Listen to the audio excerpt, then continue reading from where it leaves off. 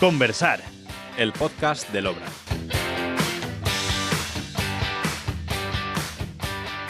Empezamos este primer episodio de un nuevo podcast que vamos a hacer en el Obradoiro y que vamos a empezar con Félix Alonso como entrenador y que además tenemos un invitado, David, que ya lo conoceréis mucho, de Pecho 3, que es un podcast que hacen del Obradoiro y que cuenta un poquito la actualidad, ¿no? Y nosotros hoy vamos a hacerlo un poquito más informal para conocer más de cerca a Félix Alonso.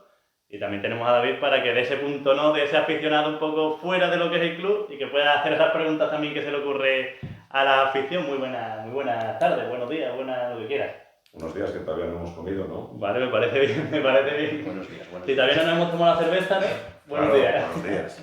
Bueno, estamos en horario ya. Sí. ¿Pero habéis puesto agua por lo del patrocinio o por...? Por si tenías seguir, porque la cerveza estaba feo ponerla, ¿no? Vale. O 0-0. Venga, vamos a ver un traguito. Buenos días. Buenos días. Bueno, Felipe, vamos a empezar un poco hablando, no por ahora en tu etapa en el Obradoiro, ni tampoco por tus comienzos en León. Si te parece, vamos a empezar por lo que yo creo que es un punto de inflexión, que fue cuando te fuiste de León allí a América, a vivir la vida y a disfrutar del baloncesto. Ese momento en que tú te marchaste de León y comenzaste, ¿cómo sucedió un poco? Bueno, pues yo era un punto en el que quería dedicarme a ser entrenador de baloncesto y bueno, surgió a través de un agente que se llama Miquel Solá, que en aquel momento era el agente de Juan Carlos Navarro, y había establecido una conexión con él a partir de una persona que conocía. Y bueno, el mercado para mí en ese momento no ofrecía, la verdad es que muchas oportunidades. Venía de entrenar un junior autonómico y bueno, pues, estaba realmente empezando, tenía 26. 25, si no me fallo. Lo tengo. Y entonces, bueno, pues después de que me diga no hay ninguna posibilidad de entrenar un equipo, me dice, oye, a propósito, ¿tú no querrías ir a Estados Unidos? A estar en una universidad, ver cómo trabajan, ir con una beca. Y yo, que siempre he sido muy aventurero y bastante echado para adelante, pues dije, venga, pues joder, ¿por qué no? Y durante unas semanas se valoró la posibilidad de que fuera a Boston College, pero finalmente terminé yendo a Nuevo México. ¿Contento de ese fin? Sí, porque luego allí se grabó mi serie favorita, Breaking Bad, ¿no? Buena serie. Con lo cual, pues bueno, en aquel momento lógicamente no lo sabía, fue muchos años después, pero sí, contento porque, bueno, viví en un sitio muy particular de Estados Unidos, con lo que es pues, prácticamente el oeste americano, y con un entrenador de mucho pedigrí, que ahora es un especialista trabajando para la ESPN en baloncesto universitario y baloncesto europeo, como era Fran Frassila, y bueno, pues viviendo otro mundo, porque la dimensión que tiene el baloncesto universitario, ya que tenía en aquel momento, era descomunal, ahora mucho más desde el momento, para la redundancia, en la cual pueden pagar extraordinarios contratos a jugadores que los convierten prácticamente en profesionales. Digamos que tu experiencia además no ha sido únicamente, como podríamos decir, la del Cholo Simeone, ¿no? De estar en un equipo durante mucho tiempo. Tú has estado dando vueltas de aquí para allá, has ido de un sitio a otro y has estado también en Portugal, en Suecia, en Polonia, en muchísimos sitios. Y una curiosidad también, porque al final te fuiste a América con 25 años y después ya fuiste enlazando otros destinos. Pero ¿cuál dirías tú que ha sido el que más a lo mejor te ha costado irte? El que más tú has dicho, me voy a ir hasta Suecia, me voy a ir ahora a Polonia, me voy a ir a América, ¿cuál, por lo que sea, ya sea más difícil por estar solo, por ser más joven? Pues te diría que ninguno. Todos han sido... No. Y si a lo mejor ha habido en un momento determinado algo que ha hecho que me haya costado más tomar una decisión, ha sido por un motivo personal. Por el hecho de dejar básicamente a mi mujer atrás y bueno, y no participar de la vida diaria con mis padres o con el resto de mi familia, ¿no? Y mis amigos, a los cuales pues siempre he valorado mucho. Pero no por el hecho de, bueno, pues esto está muy lejos, bueno, no, quizás hubiera sido solo han sido circunstancias personales las que en un momento determinado han hecho que fuera más difícil. Sí tengo que decir que esta última etapa en Polonia quizás no, sin duda alguna ha sido la que más me ha costado. Pero básicamente porque me hago mayor. ¿No? Sí, a medida que uno se hace mayor es como más complicado. Entiendo que con 25 años haberte ido a Estados Unidos lo veías como una oportunidad y ahora, pues ir a vertido a Polonia ahora, pues habiendo estado aquí, se hace un poco más complicado. Pues mira, os voy a decir básicamente por qué. No os voy a decir dónde reflexioné sobre esto, porque es un poco escatológico. En el váter. Sí. Es un buen sitio para Bueno, reflexionar. son donde se suele reflexionar más, ¿no? Y pensé, joder, yo 22 años casado y de estos 22 años he pasado, si sumara todos los días de esos 22 años en los cuales no he visto a mi mujer, pues me saldría a lo mejor 3 o 4 años. ¿Puede ser un secreto para seguir con tu mujer? Podría serlo, no digo yo que no. Pero te das la cuenta y dices, joder, ¿en qué momento se me ha pasado la vida tan rápido? Tengo 51 años, voy a hacer 52 en abril y muchos de esos momentos no los he pasado con ella, ¿no? Y entonces este año sí me ha costado especialmente porque, bueno, como estaba diciendo David, te das cuenta y tomas un poco de conciencia de cómo se te pasan los años y cómo se te va pasando la vida. Ahora tenés ya por lo menos un poquito más cerca. Bastante más cerca, sí. ¿Y tienes posibilidad de ir allí, a León? Porque con todo lo que se hace a diario, los fines de semana no los tenéis libres, obviamente. Bueno, es complicado, Es complicado. pero no lo mismo 3 horas de coche que 13 horas de viaje con 2 enlaces. Sí. Y encima yo no vivo en Madrid, yo vivo en No, León, no. o no, tan siquiera no vivo en Santiago. Sabemos, o sea, yo he vivido en Madrid muchos años y estoy sufriendo ahora el haberme movido a Santiago y es complicado. Y a nivel viviendo de en viajes. Santiago, que al final tú desde Santiago tienes una conexión en aeropuertos, o sea, en vuelos que no tenemos en León. No. Hay muchas más posibilidades, ¿sabes? De volar desde Barcelona, bueno, León Barcelona tiene, pero con unas frecuencias... Yo estando en León más cerca de Cádiz tenía que tardar 7, 8 horas en llegar a Cádiz y aquí tardo una. Claro, pues a eso voy, ¿no? Ya. Entonces, bueno, ahora son 3 horas de viaje, he ido después de la Copa y un día por una circunstancia de un amigo que presentaba un libro, pero bueno, sé que Por lo menos está ahí. estoy ahí. Psicológicamente Eso. está más cerca que... Y físicamente. Físicamente también. Sí, pero psicológicamente ayuda el hecho de pensar, bueno, si hay una urgencia, es montarme en el coche Sí, y en claro. 3 horas estoy ahí. Claro. Te fuiste a América con 25 y claro, esa edad, bueno, es más o menos la que yo tengo y te digo lo que yo haría si me fuese a América con esta edad. ¿Tienes alguna trastada, alguna cosa, alguna anécdota que contarnos así de tus primeros días, tus primeras semanas así en América, que tú digas, ¡buah, esto no se me va a olvidar en la vida, que se pueda contar? No, bueno, ya empezaba, tus 25 no son los míos, yo era mucho más tranquilo ya, ¿eh? ¿Seguro? Sí, bueno, de hecho empezaba a salir con la que a día de hoy es mi mujer y entonces, ahí eso en ese sentido, ahí ya estaba ya más tranquilo. Luego, bueno, ir a Estados Unidos y ir por primera vez es como si fueras Paco Martínez Soria. Vosotros sois muy jóvenes y igual no sabéis quién era Paco Martínez Sí, que Soria. sabemos. Pero bueno, y sobre todo, bueno, a ver, por ejemplo, me acuerdo muchas cosas de cómo especiaban la comida, Ya. de lo picante que estaba, cómo...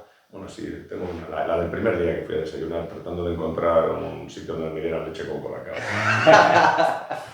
Y me terminé comiendo una tortilla con frijoles que picaban una barbaridad y como el moro Muza estuve durante 3 o 4 semanas con los labios inflamados prácticamente durante 3 semanas del picante que le echaron. Bueno, acostumbrarte a distancias brutales. La calle principal de Albuquerque tiene 18 millas, que son 30 kilómetros.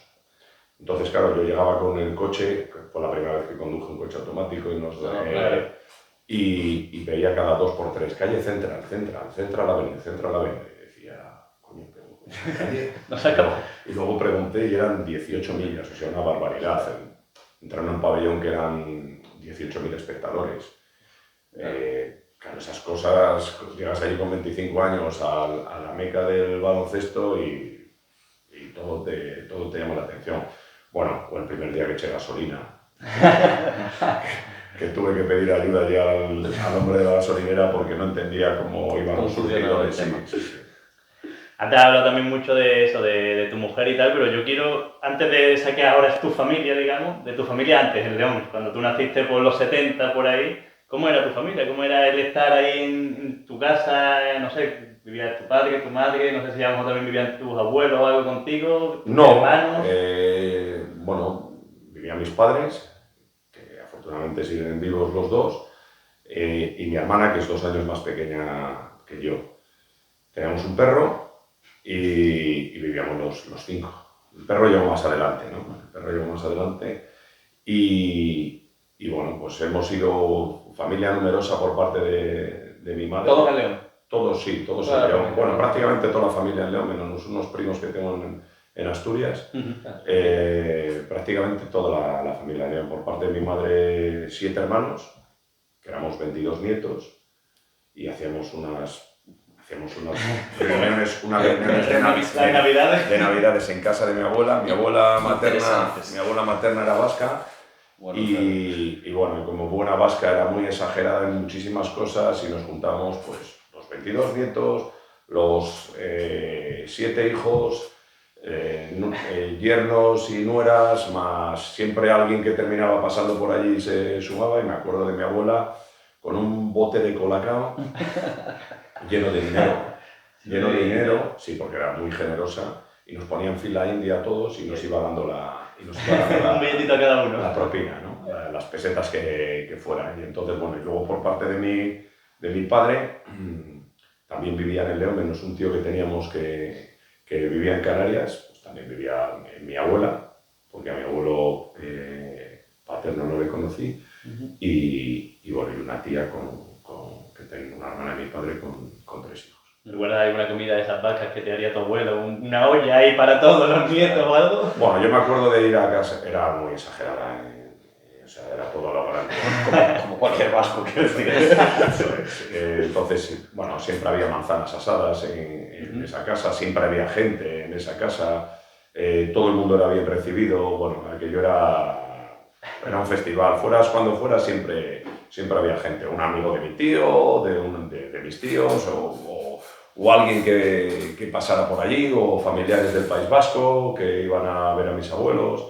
En esa casa siempre había gente y siempre había alegría. Si no es mucho preguntar, pero siempre en León, además todavía incluso se lleva mucho la agricultura, ganadería y tal. ¿Tu familia se dedicaba a algo de eso o era más industria? No, mi padre era profesor. Era profesor de formación profesional. Bueno, en la última época terminó dando informática, pero era contabilidad, matemática financiera, lo que daba. Y mi madre era funcionaria en un instituto, estaba en la secretaría, luego terminó, los últimos años estuvo en la Junta de Castilla y León, estaba en la sección de Hacienda. Y ahí es donde... Y por no tuvimos. Y luego por parte de mis tíos, bueno, pues trabajaban, no tenían una hacienda de cocinas, otro era comercial. Sí, cada uno. O sea, no había nadie. Era un negocio familiar, digamos. No, por parte de mi padre, mi tía y su marido eran pescaderos, tenían 2 pescaderías. No había nadie que se dedicara a la agricultura. Y llevando ahora eso al deporte leonés también de esa época, en esa época todavía no existía el Club Baloncesto León. En esa época era la cultura leonesa, que además le iba bien en segunda división, primera y tal. Y el Club Baloncesto León, si no tengo mal las fechas, se creó en el 80, 81. Sí, se empezó ahí con la fusión ahí de un par del Nelson y de otro equipo, y jugaban en el Globo, que tú, que viviste en León, nunca lo llegaste a conocer. Estaba en el Estadio Hispánico. Ajá. Y era un globo era un globo que se hinchaba con aire. Ajá. Y entonces terminaba siendo un campo de baloncesto cubierto con el aire, que muchas veces pues... Eso debería retumbar bastante, sí, ¿no? mucho. Era muy curioso jugar allí o ver partidos allí, y alguna vez algún cabrón rajaba el globo. Y ya que si ibais perdiendo, aquí no se termina el partido. Y sí, bueno, y luego, bueno, pues la verdad es que empezó y terminó habiendo un boom de baloncesto que superó... Porque tradicionalmente el León lo que más afición tiene de fidelidad... ¿La lucha leonesa? No, probablemente el balonmano. El balonmano ha sido, debido a la de mar, ha sido lo más fiel. Y el baloncesto sigue siendo un deporte muy querido en León. De hecho, ahora la cultura terminó consiguiendo rescatando el baloncesto en León, curiosamente, ¿no? Cuando había mucha gente, baloncesteros en León, que querían que la cultural desapareciera, ha terminado siendo el fútbol el que rescató el baloncesto. Y ha habido días igual es plata porque me sale en segunda fe, Sí. de 4.000 espectadores. O sea, Wow. muchísima afición al baloncesto. Lleno ahí el palacio. ¿Y cómo empiezas tú a tener interés por el baloncesto? Sin haber baloncesto, Claro. ¿cómo entras en Pues baloncesto? Algo habría, supongo. Sí, el colegio al que iba. Ajá. Iba al colegio San Claudio y era un colegio de mucha tradición de baloncesto. Es más, en nuestro colegio no había porterías. Las únicas porterías que había estaban pintadas con tiza en un patio, cubierto. Entonces, esto significaba que o jugabas al baloncesto o jugabas al baloncesto. Y ahí teníamos un entrenador que se llamaba Benigno Paramio, que, bueno, nos lo inyectó en vena. Y era muy apasionado del baloncesto y entrenábamos pues una barbaridad con él y bueno, yo empecé a jugar desde muy pequeño allí en el patio del colegio y terminé siendo entrenador de ese colegio con 16 años, pues entrenaba a chicos de 14. ¿Ha salido alguien mejor de esa generación también, tuya, de por ahí de León? Bueno, salió José Inés González, que jugó unos cuantos años en ACB, jugó en baloncesto en el Elosúa y terminó también jugando en Breogán. Básicamente, luego Alijas, que hizo algo de carrera en Portugal, pero básicamente esos dos ¿Te considerabas muy trasto allí en el colegio? Sí. No te acordarás tú mucho, pero tus padres te habrán contado alguna cosa, ¿no? A lo mejor. Bueno, sí. O que tú veas a algún profesor por la calle, por ahí en León, te lo encuentres y que diga ¡pum! ¿Cómo era? Bueno, ya no me reconocen, pero... Antes tenía pelo, ¿no? Tenía pelo. Y bueno, lamentablemente pues el tiempo pasa y alguno de ellos ha fallecido. No. Pero sí es verdad que, bueno, llevamos muchas y yo lo que recuerdo es que mi madre pues, siempre tenía que salir allá a la ventana a gritar o a llamarme porque siempre estábamos en la calle jugándonos como ahora. No había tantos miedos ni tantos peligros y estábamos todo el día haciendo el trasto por ahí. ¿Viviste en el ascenso del baloncesto León a la TV allí? ¿En Estadas por el Palacio? El partido ese se jugó en Lugo. En Lugo. Se jugó en Lugo porque habían sancionado al baloncesto León y se fletaron no sé cuantísimos autobuses. Yo no fui a Lugo, pero se fletaron con una barbaridad de autobuses porque no se podía jugar en el Palacio y se ascendió el Lugo. Curioso, porque además te fuiste justamente más o menos cuando fue el ascenso y como no te hubiese gustado quedarte ahí a ver si podías meter un poco la cabeza a lo mejor en el baloncesto, ¿no? Bueno, no, yo jugué hasta Junior en el Elosúa. Jugué hasta Junior y luego, bueno, pues la vida me ha ido llevando por otros derroteros. Entonces, bueno, yo voy aceptando las cosas como van viniendo y no le doy muchas vueltas en ese sentido. Nunca pienso, bueno, pues esto podría haber sido de otra manera. Bueno, me arrepiento de haber tomado decisiones, no de haber dejado de... ¿Alguna que se pueda decir? ¿Alguna que tú digas, te ha marcado esto? No sé, o tenga que ver con baloncesto como cualquier cosa, ¿eh? No sé, algo que te tengas ahí en la cabeza que digas, esta decisión... Uf. Bueno, sí hay una. ¿Te puedes contar? Sí. Adelante. Después de mi primera temporada en Los Barrios, que fue la temporada 2001-2002, yo estaba con Paco Olmos en aquel momento y Paco, y habíamos renovado los dos para continuar un año más allí en la LEP de aquella época. Y Paco recibe, una vez que habíamos renovado, recibe una oferta para fichar por el Planesa, Valencia, y la acepta, y le deja salir. Entonces Paco me llama para que me vaya con él a Valencia. Y yo que era un, no sé, gilipollas, porque honestamente entre quedarte en un equipo de la LEP, como eran Los Barrios, sin ninguna capacidad de crecimiento, y irte a Valencia, al ACB, Valencia que terminó teniendo a Tomasevich, a Alberto, a Robert Park, a Montecchia, a Rigaudot, que terminó siendo campeón de la Eurocup, que es lo que es ahora día de hoy la Eurocup, organizando la Copa del Rey aquella temporada en Valencia. Al año siguiente compitiendo en la Euroliga, que fueron subcampeones subcampeones fueron el año anterior, el año que ganaron la Euroliga. Pues no parece una decisión muy inteligente, por mucho que pudiera ser primer entrenador en la LEP, haber rechazado la posibilidad de irme a Valencia, ¿no? Y yo creo que, no tengo convencimiento que mi carrera hubiera sido completamente diferente si hubiera dado aquel paso. Probablemente sea la única decisión de la que me arrepiento. Más que arrepentirte a lo mejor esa duda, ¿no? De qué hubiese pasado. Sí, Me arrepiento.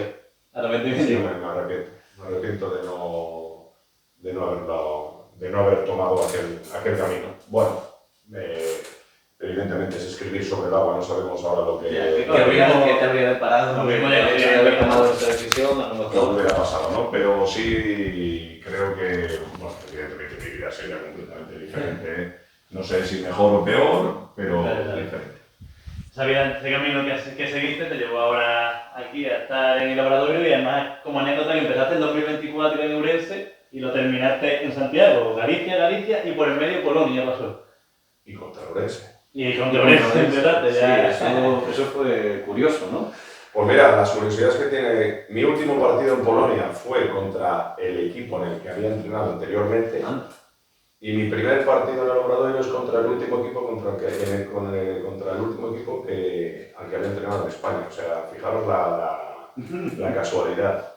Y no estaba en la misma categoría Ourense y Obradoiro, pero aún así, claro, tú conocerías bien el Obradoiro, te pillabas cerca medianamente y tal. ¿Qué pensabas tú del Obradoiro cuando estabas en Ourense, del club en general, del equipo, de todo un poco? ¿Qué pensamiento tenías que ahora a lo mejor ha cambiado una vez que estás dentro? No, lo veía bueno, como un modelo en el sentido de estabilidad. No es fácil tener un entrenador durante 14 temporadas. Bueno, no es fácil, no, esto no lo ves prácticamente en ningún sitio.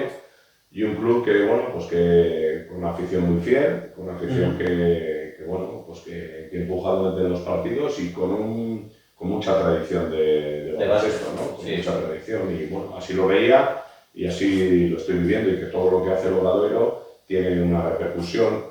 Y solo tengo que ver, pues cuando he fichado en otros sitios, la repercusión que ha tenido con la cantidad de gente que me ha felicitado y la cantidad de gente que lo ha hecho cuando he fichado en el Obradoiro. No hay comparación. ¿Y persiste ese pensamiento que tenías del Obradoiro? Sí, sabiendo a dónde venía. Sabía, bueno, siempre que vienes a un club recién descendido de la ACB, Es complicado. Sabes que tienes una obligación y que la exigencia es máxima, pero bueno, como lo fue cuando cogí el club en Navidades hace 2 temporadas y media. Sabía que tenía la obligación de salvarlo y tuvimos muchos momentos de dificultad y de duda, y la responsabilidad también era muy alta, ¿no? Porque bueno, ahora aquí es otro tipo de responsabilidad, es por ganar, pero aquí ya era por mantener una categoría, sabiendo que probablemente el descenso hubiera supuesto poner al club en muchísima dificultad. Te voy a afirmar mucho eso como aficionado, y al final como también he llegado hace muy poco, pero te voy a afirmar eso que... A ver, yo me he comido muchos años, bueno, 14 años de ACB, el paso a Primera Fe por el Polo sí que me está costando un poquito más, porque tampoco había mucho control, pero sí que es cierto que, por ejemplo, de Ourense sí que seguíamos un poco, claro, de estar tan cerca, y este año yo los vi en pretemporada, los primeros partidos y demás, y decía, pues este equipo juega muy bien, y están jugando muy bien, la verdad. Juegan muy bien, bueno, tienen un muy buen entrenador. Esto para empezar, han conseguido hacer una plantilla muy compensada con algún jugador incluso que, bueno, que a lo mejor presupuestariamente en un inicio parecía que podrían estar fuera de su alcance, como puede ser Brito o Lisboa. Claro. Y luego han acertado con los 2 rookies que han fichado y luego pues, un jugador que les da ahí, yo creo que un salto de calidad muy importante como Sergio Rodríguez, que les permite hacer ahí 2 posiciones y está reivindicándose después de una mala temporada y de venir de pocos minutos en Tenerife, jugando pocos minutos en ACB. Sí, lo están haciendo, la verdad es que muy bien. Ahora que ya estás aquí aclimatado, llevas un mes y 5 días, un mes y 10 días así llevas aquí. Y yo hay una anécdota que quiero que me cuentes a ver con quién hablas, porque cuando vamos a las ruedas de prensa normalmente hay veces que te pillo en el pasillo hablando por teléfono, justo antes. ¿Quién es esa primera persona a la que tú llamas cuando acaba un partido? ¿Quién? ¿Tu mujer? ¿Tus padres? Mi mujer es la primera persona a la que llamo y después llamo a mis padres. Bueno, son las 2 únicas llamadas que hago. Y ya después a la rueda de prensa. Y luego a la rueda de prensa. ¿Cómo te consideras en las ruedas de prensa? Porque esa es una pregunta que yo creo que mucha gente también te la hace, en el sentido de que no eres una persona muy tranquila, sino que das que hablar. Bueno, yo creo que soy una persona muy tranquila. A mí me gusta muchísimo la rueda de prensa, tengo que decirlo, yo se lo digo a todos mis colegas. Joder, eres una persona que explica como muy bien todo, muy claro, y la verdad es que es un gusto.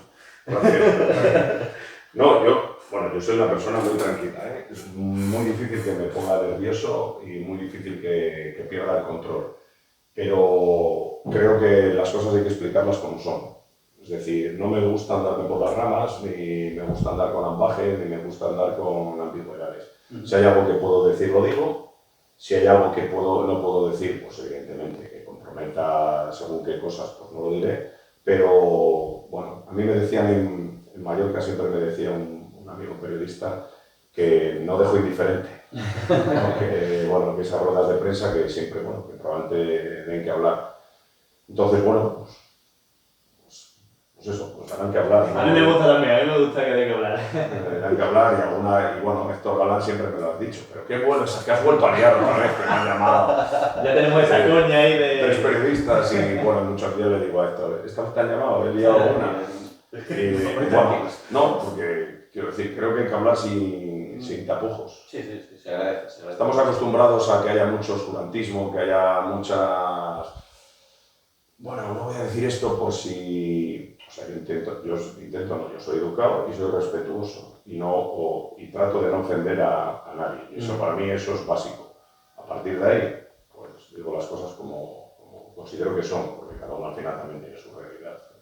Ya que has puesto su nombre encima de la mesa, Héctor Galán, tiene mucha afinidad, se te ve mucho contacto, hablas mucho con él. ¿De dónde viene tanta afinidad? ¿Os conocéis de antes? ¿Ha sido ahora que os habéis llevado muy bien de repente? ¿O? No, nos conocemos, siempre hemos tenido mucha afinidad desde que él entrenaba, o sea, estaba en Oviedo y yo entrenaba y bueno, hemos coincidido cuando yo entrenaba en Menorca, el de bronce, y él estaba en Oviedo, el de bronce.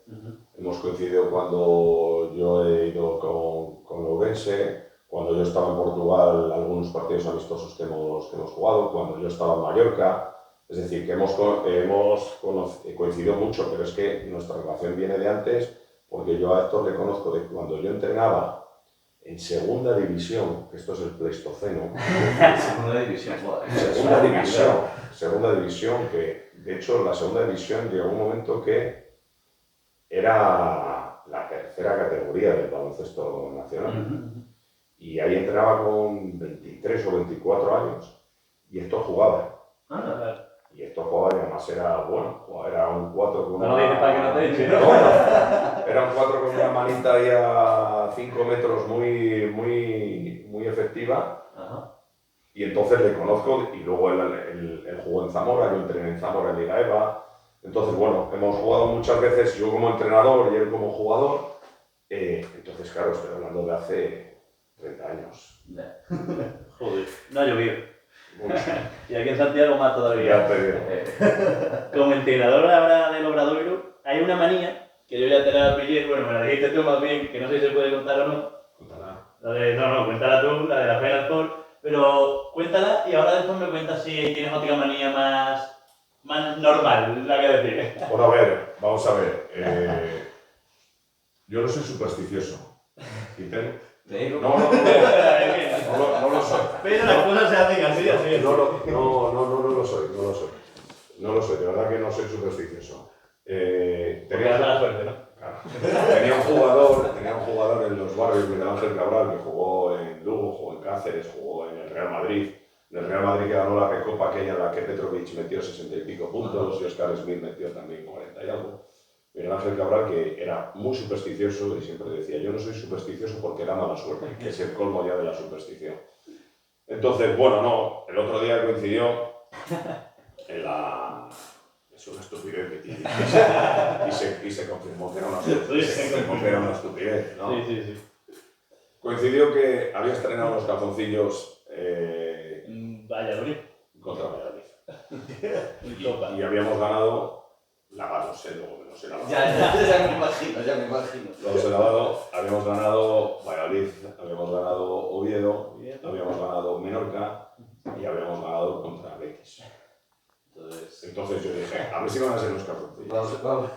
Y había que hacer, había que poner a lavar la ropa de los jugadores, las camisas de los trajes y tal, y entonces yo dije, oye, voy a meter aquí unos calzoncillos. Y así se enteraron de todo. No vaya a ser y tal. Y entonces le dije a Pablo, oye, hay que lavar estos calzoncillos, que esto, joder, no hemos perdido con estos calzoncillos. Bueno, evidentemente, pues no eran los calzoncillos. ¿Cuál se va a poner con Valladolid? Bueno, no lo pensaba. Tienen que ser los Ahora mismos. funciona en Liga, Pero claro, pero ahora podemos pensar que eso ya, igual tengo que comprar unos nuevos.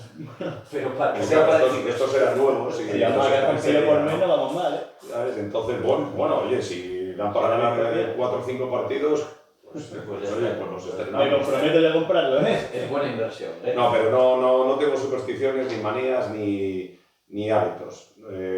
A diario no duermo la siesta y a lo mejor es lo único que hago el día del partido para estar, ¿Sí? tratar de estar un poco, 20 minutos, tratar de estar un poco más fresco. Por ejemplo, este fin de semana que jugamos 6:30, pues no. ¿Cómo es tu día? ¿Cómo es tu día de partido, digamos? Tú te despiertas, desayunas, te vas a andar, vienes al entrenamiento, te vas, ¿cómo es?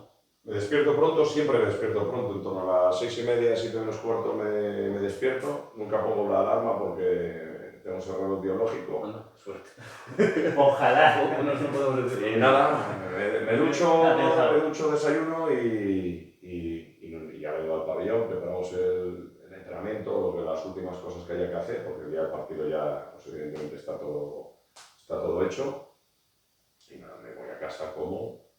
Si es un poco más tarde, descanso Sí. por 20 minutos, leo algo, escucho mucha música y nada, me veo para el partido. De prensa, redes Nada. sociales tienes, pero te metes, no las usas, sí. No, Twitter no tengo. Twitter no. Te harán alguna fotito, ¿listo? Instagram fotos, pero no leo nada. O sea, pongo las fotos sobre todo Sí, de recuerdo, ¿no? de recuerdos de cuando he estado, bueno, pues al final, como he estado en tantos sitios, pues Ya. pones esas fotos que le pueden resultar curiosas a la gente, pero no leo absolutamente nada.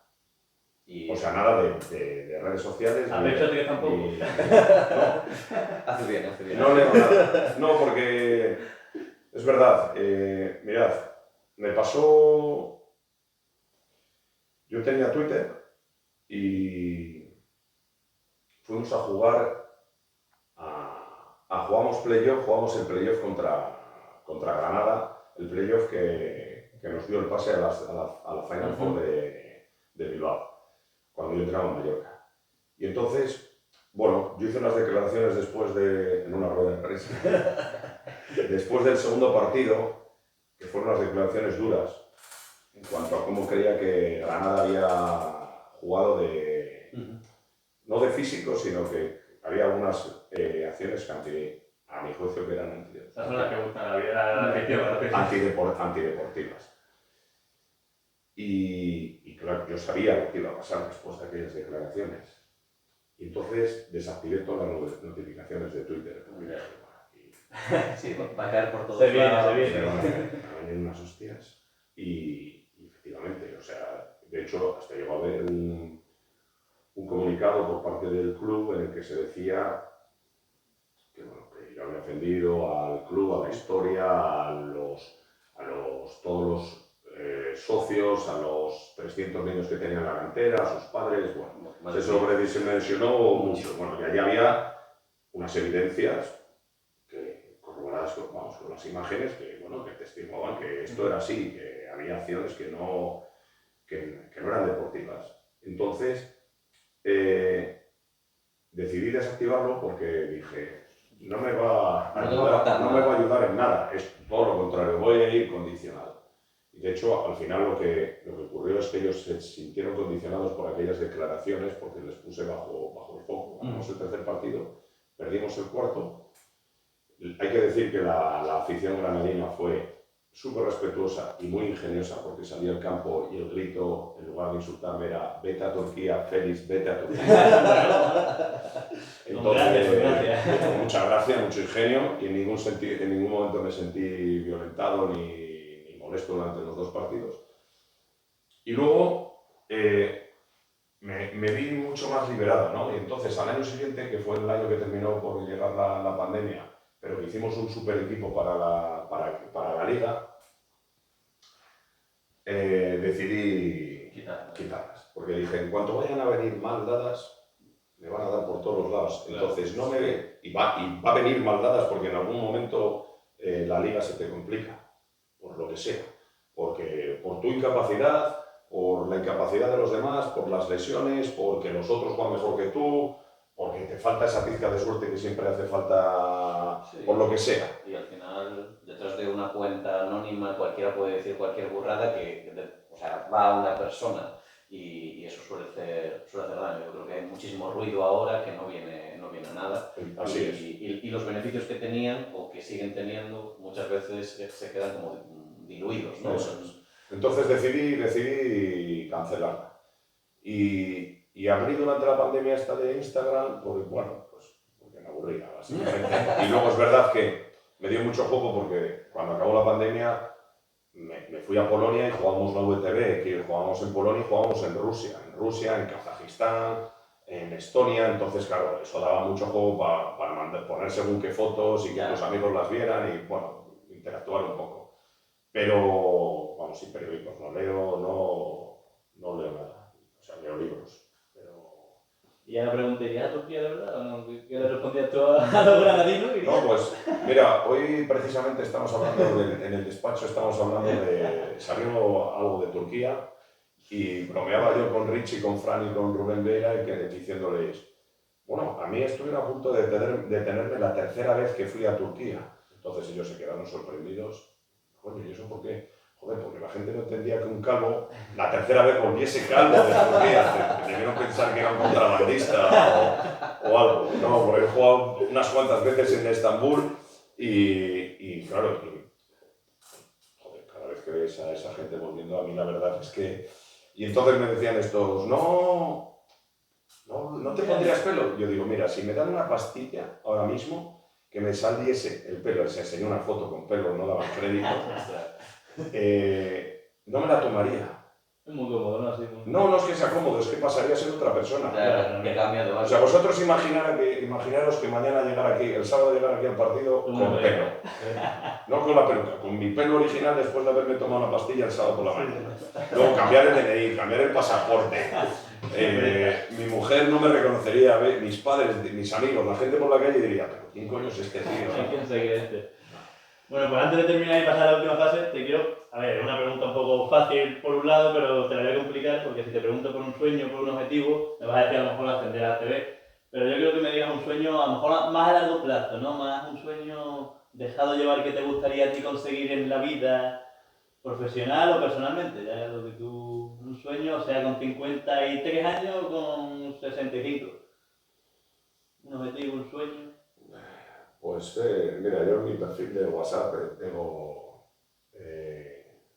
Disponible. disponible, no.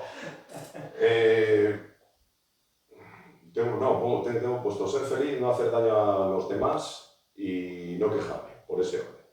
Entonces yo me planteo así la vida y quiero seguir viviéndola así. Entonces, como deseo personal, pues lo que me gusta es no complicarme la vida y no complicársela a los demás y que nadie intente complicármela a mí. Y entonces eso, bueno, pues eso es algo que desde hace muchos años persigo y me gustaría que siguiera así, teniendo salud, que al final es lo que te permite tener opciones de conseguir los retos personales que uno se marca. Y luego, pues hay que saber que tenga salud, pues. Importante. Todo el mundo la quiere. Todo el mundo, a todas las personas aquellas a las que quiero, ¿no? Y personalmente, profesionalmente, pues poder seguir dedicándome a esto hasta que decida el cuerpo, hasta que me jubile, ¿no? Eso me considero un privilegiado, hacer aquello que me gusta, poder vivir de ello y haberlo hecho en tantos sitios diferentes, conocer tantas culturas, tantas personas en tantos sitios, gastronomías, sitios, paisajes, tener todos esos recuerdos me convierten en un absoluto privilegiado. Entonces, si de aquí a que me jubile puedo seguir haciendo esto, pues genial. Y si es a máximo nivel, pues todavía mucho mejor. David, ¿alguna pregunta como aficionado a ti que tú quieras hacer en la feria? ¿Alguna curiosidad que tengas? Más que como aficionado, igual como picheleiro, como santiagués, ¿no? De cómo te has encontrado tú, o sea, si conocías la ciudad, entiendo que sí, pero no es lo mismo venir de visita que vivir en ella, ¿no? Entonces, ¿qué es lo que más te gusta? ¿Qué es lo que más odias aparte de la lluvia? ¿O cómo te sientes con la ciudad? La conocía, he venido muchas veces, he venido a jugar y también he venido a visitarla. Como tú dices, bueno, lo mismo visitarla que vivirla. La lluvia no me gusta, pero no hay nada que se pueda No, hacer. no Entonces, puedes luchar pues, contra ellos. llega así, Es lo que hay. Usar el paraguas. y sales y se acabó y no, eso no te puede parar. Y bueno, la ciudad, el casco histórico me parece bueno, pues, espectacular. La catedral es, bueno, la catedral que tenía un jugador americano el año pasado que vino aquí, estando en Orense, tuvimos ahí un parón por ventanas y vino aquí, digo, ¿dónde has estado? Estuve en Santiago. ¿Y qué te pareció? Dice, bueno, el castillo que tienen aquí. Castillo. El castillo que tienen aquí allí. Esto es Y americano. digo, joder, el castillo. Bueno, la iglesia. Bueno, Bueno, mejor que sí, iglesia. mejor esto es el castillo. Sí. Y luego, bueno, pues evidentemente, yo el año y medio que pasé en Ourense estuve fantástico porque los gallegos sois muy agradables, gente que... Somos gente cercana. Sí, Quiero decir, cerca de León y tal, todos También. del norte, Eso es. nos llevamos bien. Sí, facilitáis mucho las cosas y es verdad que esa proximidad geográfica hace también que haya esa conexión Sí. y luego que, coño, astronómicamente pues es un paraíso, ¿no? No está mal, no está No mal. es un paraíso. Entonces, muy bien. Y luego, pues que me adapto también a los lugares en los que estoy, con lo cual, pues si he sido capaz de adaptarme a vivir en Polonia o en Suecia, lógicamente en Sí, Santiago aquí es más fácil. mucho más fácil. Pues vamos a pasar a esa última parte de preguntas cortas, rápidas, que la llamamos Extra Pass, vamos a llamar a esa sección. Y va a llegar ahora el compañero Andrés para hacerte esas preguntitas. Venga. Bueno, Félix, los últimos minutos del partido suelen ser un poco así más apretados y parece que en los últimos partidos además nos está pasando, ¿no? Entonces vamos a dar ese pequeño acelerón, dices que te adaptas bien, a ver cómo te desenvuelves en estas preguntas y respuestas rápidas. Algunas, Vamos a ver cómo va. algunas una palabrilla, otras igual te ponen un poco ahí en medio de y un brete. ¿Vale? Venga, pues vamos allá. ¿Comida favorita post partido? Uf, una cerveza. ¿Defensa en zona o individual? Individual siempre.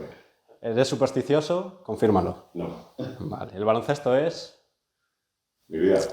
¿Y un superpoder que te gustaría tener? Teletransportarme. Mejor jugador de la historia, el debate clásico. Michael Jordan. ¿Y el mejor entrenador? Europeo, pues probablemente diría que Obradovic y estadounidense, pues la verdad es que probablemente Popovich.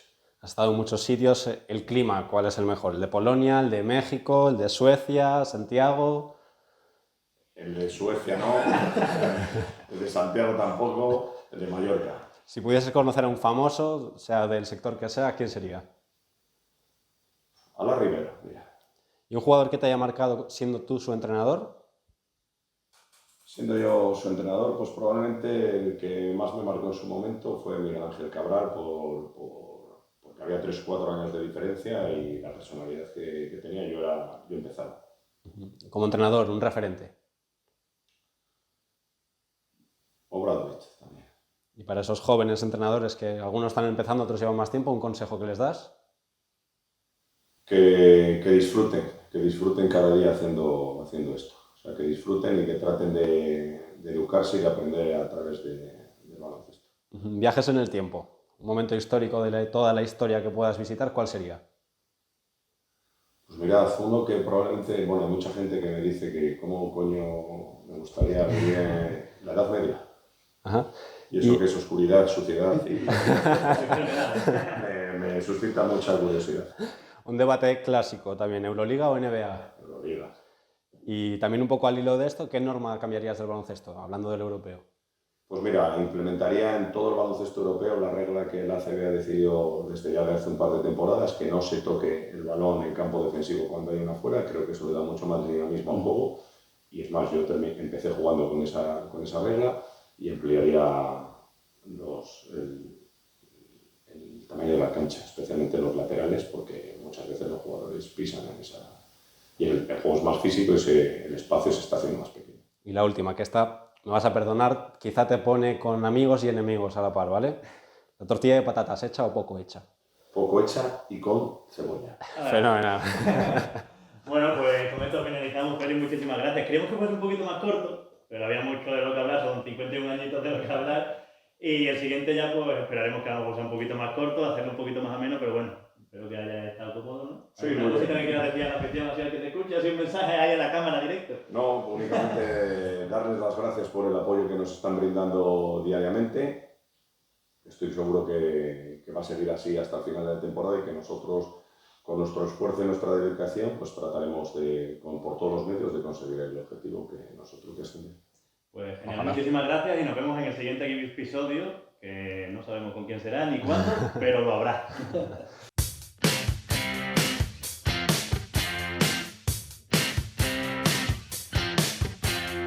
Conversar, el podcast del Obra.